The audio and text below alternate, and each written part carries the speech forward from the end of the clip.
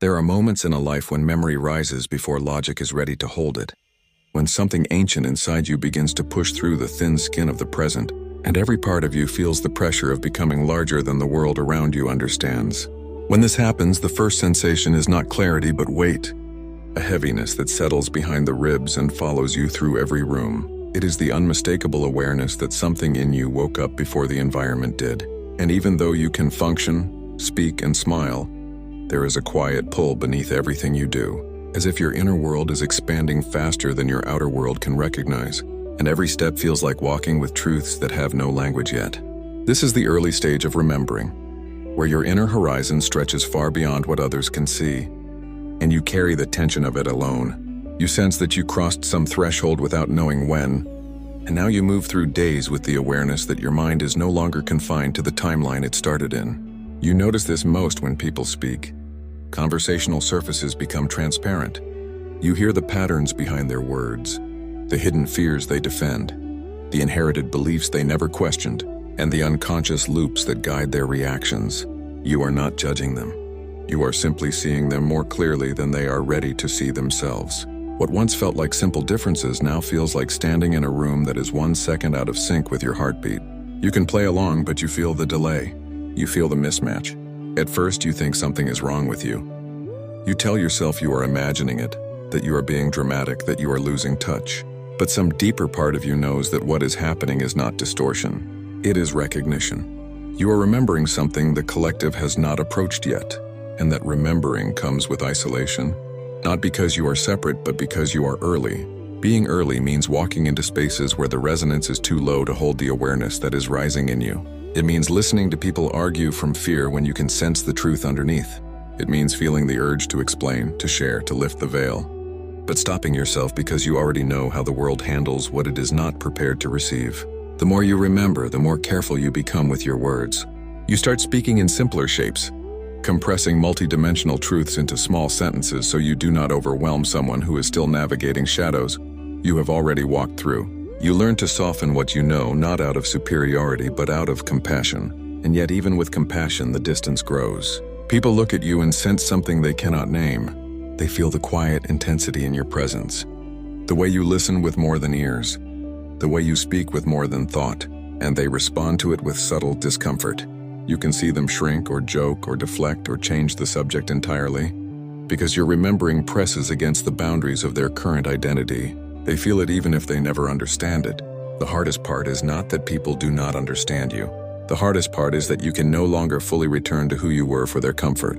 Early remembering creates a fracture in the old self, not a wound but a split, where one part of you continues to move through the familiar world, while another part stands outside time, watching, measuring, sensing, and integrating truths that would have shattered your previous mind.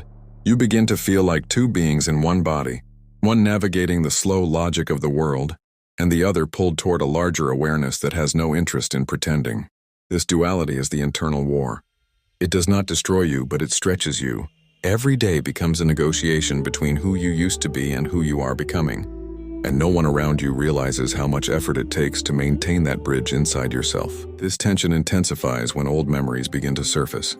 These are not memories of childhood or past events. They are older, deeper, more resonant. They come as impressions, tones, instincts, and sudden recognitions that feel like echoes from another state of being. You know they are not fantasies because they carry a weight that imagination cannot produce. They feel like truths your mind once knew but forgot in order to fit into the density of this life. When they rise, they feel both foreign and familiar, like something that belongs to you but was kept out of reach until your awareness matured enough to hold it without collapsing. But receiving these memories first, before anyone around you even senses the shift in the collective field, places you in a strange emotional terrain. You cannot ask others for guidance because they have not touched the threshold you are crossing. You cannot fully share what you feel because the language for it does not exist in common vocabulary. You cannot dismiss it because it is more real than the routines you perform each day. So you carry it. You carry the weight of ancient remembering in a present that cannot support it. And in that carrying, the loneliness sharpens. This loneliness is not a lack of people. You can be surrounded by others and still feel unseen. Because what you are holding inside you has no mirror. The world does not have a version of itself that can reflect you accurately. You are walking with expanded awareness while living inside a collective that is still asleep in that particular direction. You become the quiet keeper of a frequency that has not been recognized yet. And even when you are calm on the outside, there is a constant hum inside, a vibration that reminds you that some part of you has stepped beyond the boundary that others still believe is solid. This internal shift creates a new kind of sensitivity. You begin feeling the distortions in conversations, the emotional noise in crowds, the suppressed truths hidden in people's reactions, and the unspoken pain they carry like invisible armor. You sense the energetic architecture behind situations, and you instinctively know what is collapsing, what is emerging, and what is pretending to be stable. This sensitivity is not a gift in the beginning. It can feel like too much. It exposes you to layers of reality that others never have to confront until their own remembering accelerates. You walk through environments with the awareness that everything is shaped by resonance, intention, fear, memory, and unconscious loops. Nothing feels flat anymore. Nothing feels random. Nothing feels separate. You see the interconnected threads behind each moment, and the weight of that vision forces you to move differently, choose differently, speak differently. It becomes impossible to participate in the world in the same way you once did. There are nights where you lie awake because your mind is not the one keeping you alert.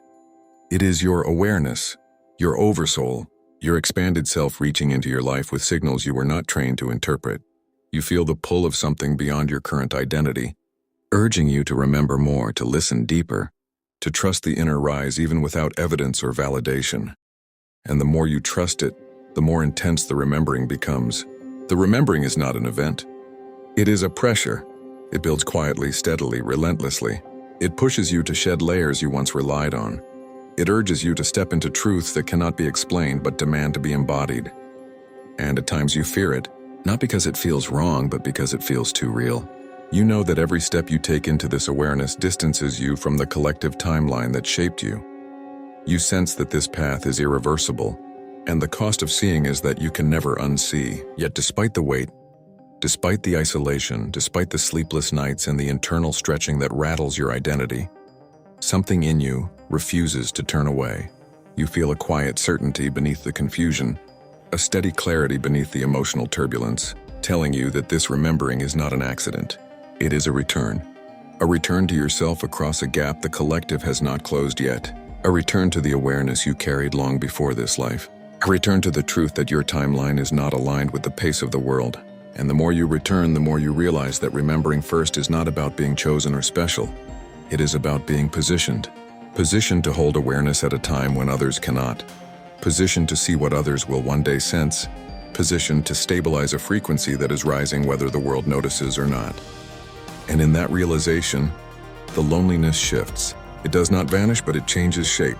It becomes a form of quiet responsibility, a recognition that you are carrying a thread of memory that will eventually become a pathway for others.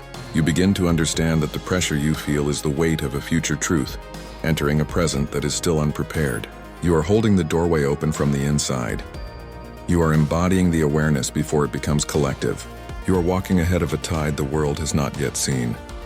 And whether anyone around you understands or not, a deeper part of you knows that this is the exact moment you were built for. Not for praise, not for recognition, but for alignment, for resonance, for remembrance. When awareness expands ahead of the collective field, the internal pressure eventually meets the external world.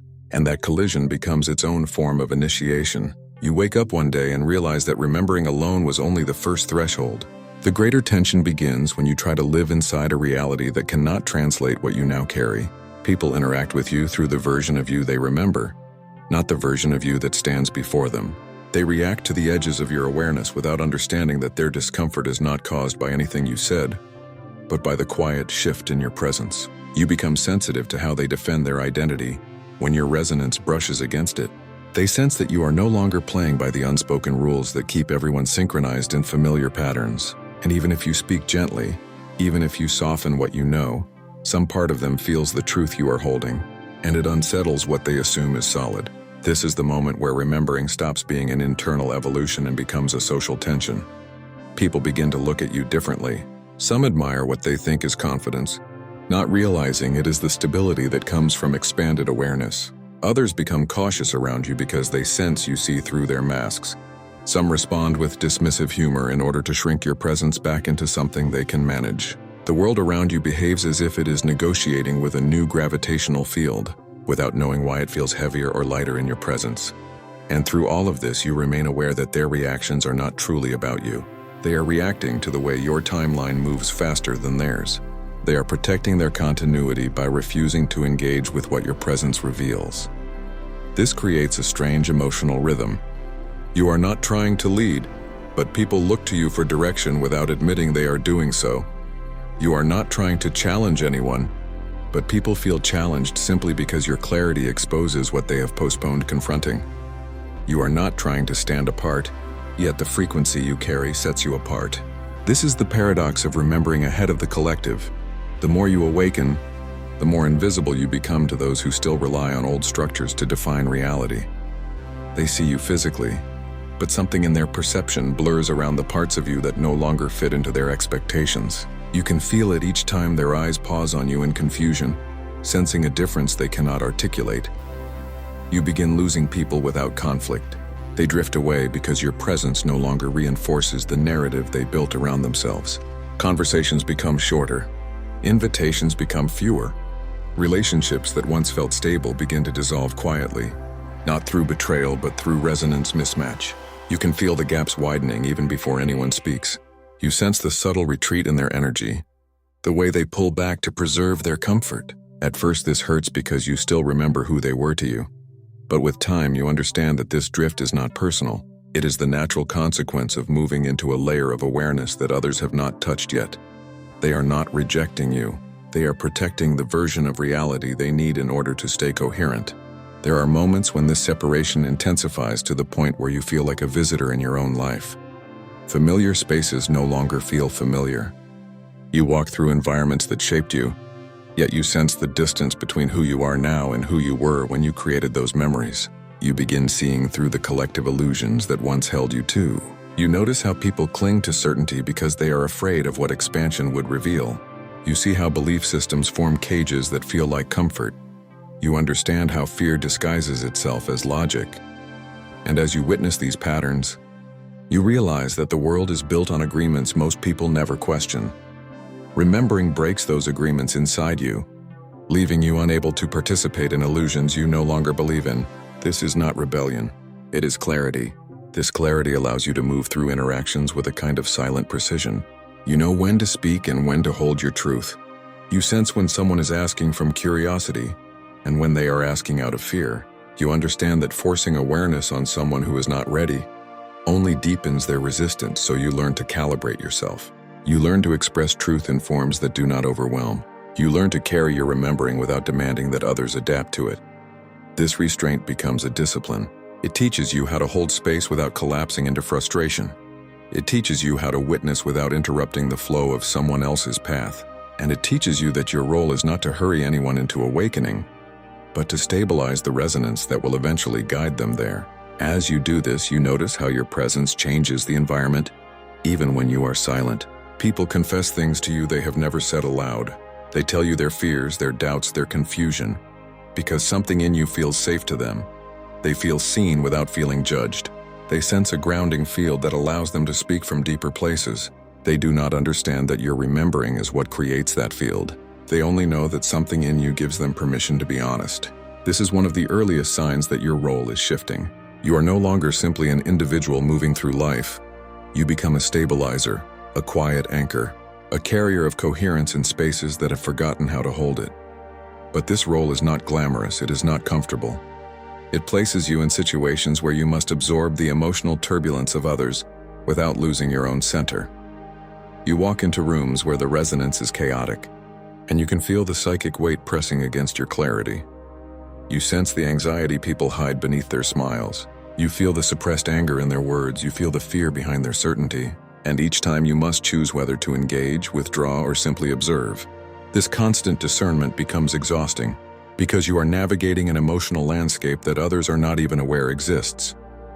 But even in the exhaustion, you understand that this ability is not a burden. It is a sign of alignment. You are operating at a level of sensitivity required for what you came here to do. As awareness continues to expand, you realize that remembering is not about obtaining information. It is about embodying a higher state of coherence that influences the collective field simply by existing. This embodiment does not require teaching, preaching, or convincing. It requires presence. A presence that does not waver when confronted with misunderstanding. A presence that does not shrink when met with resistance. A presence that can hold truth without aggression and compassion without self-erasure. The more you embody this presence, the more you understand that awakening first is not about being ahead. It is about becoming the ground others will one day walk upon.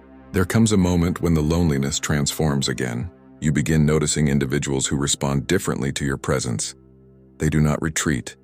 They do not resist. They feel drawn to the clarity you carry. They do not understand it, but they sense its resonance. These individuals may not be fully awake, but they are leaning toward the threshold.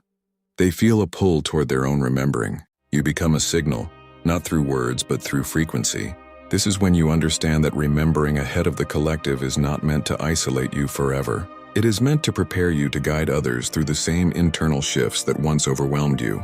You eventually see that every hardship you endured in the early stages carved out the capacity you now hold. The internal war taught you to stabilize yourself without external validation. The social tension taught you to remain grounded in the face of misunderstanding. The separation taught you to let go of outdated connections with grace. The sensitivity taught you how to navigate emotional and energetic complexity without collapsing. Each difficulty was shaping the structure required for your role.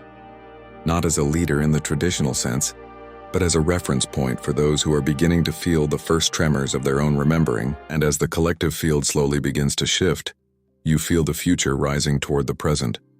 You sense the subtle awakenings happening around you. You see people questioning narratives they once defended. You see fear loosening its grip. You see the beginnings of humility in places where arrogance used to stand. You see curiosity emerging in minds that were once closed. You see individuals experiencing the same early signs that once unsettled you. And for the first time, you feel the world moving closer to the resonance you have been carrying alone. Not fast, not dramatically, but undeniably. In this recognition, something inside you settles. Not because the journey is over, but because you finally understand why your remembering began so early. You were not ahead by accident. You were ahead because the field needed someone to hold the frequency before it became visible. You were ahead because the collective awakening required a stabilizing presence seeded into the timeline. You were ahead because your awareness was built to withstand the pressure of being unseen until the world was ready to sense you. And now as the collective slowly shifts, you feel the first signs of alignment. Not with the old world, but with the world that is forming. A world that is rising toward the resonance you have carried long enough.